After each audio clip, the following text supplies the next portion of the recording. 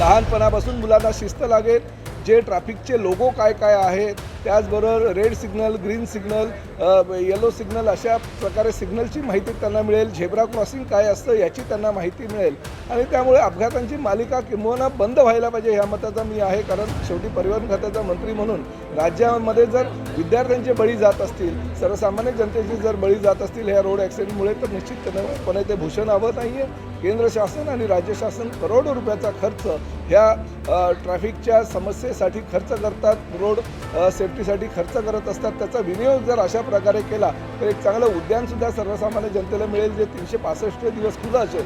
परंतु आठवड्यातून एक दिवस RTOचे अधिकारी जाऊन त्यांना सगळी माहिती देईल, त्यांना सगळे नियमावली चे धडे जे आहेत ते दिले जातील. त्यामुळे मुलं जशी जशी मोठी होत जातील तशी तशी त्यांना शिक्षणाबरोबर ट्रॅफिकचं महत्त्व सुद्धा कळायला लागेल. लेटेस्ट अपडेट्स के लिए पावर ऑफ वन न्यूज को फॉलो कीजिए.